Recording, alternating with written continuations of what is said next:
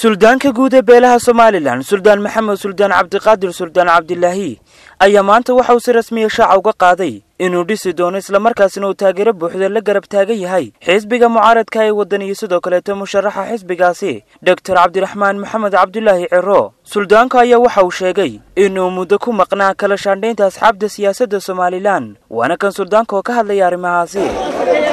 xisbiga wadani ilaahay guushaasiyo guulka madambaysa Allah gaarsiiyo waxaan leeyahay laga bilaabo aanu maanta waxaan ka tirsanay xisbiga wadani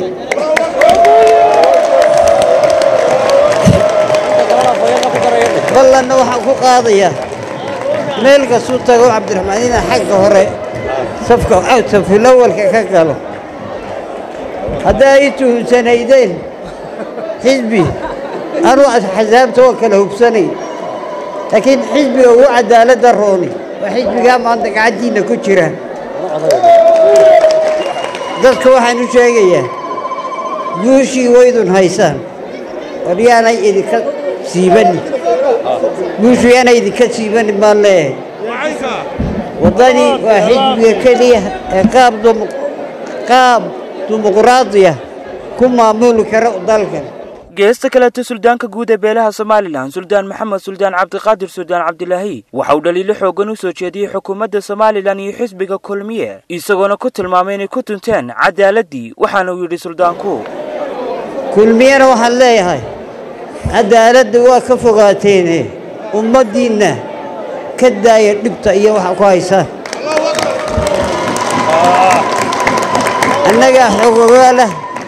annaga xogogaala وإلا قلني بار بيدي سعني عذابت حزبك كل مية وكذا جاي من شديد ده شيء عنيسي بس هذا إن تكوري سموه إن العنتد كمان ويجي ما تلا قبل أبانا وحلو وحي كرتي ده يكران كي وياي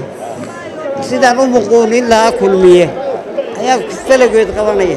gabagabadii Suldaan Maxamed Suldaan Cabdiqaadir waxa uu fariin u diray guud ahaan shacabka Soomaaliland iyo sidoo kale taageerayaasha xisbiga mucaaradka ee wadani guushi wax yar baa inooga hadhay guusha Cabdiraxmaan maanta ku hubino oo aan gaarsiino aantiisa ilaa ceerigaabana waanu soconaya ilaa bari iyo galbeed oo ismaraya السلام عليكم ورحمة الله وبركاته وخالد بكيلي فقانا رقو حرطة ستار تي في هرقيسة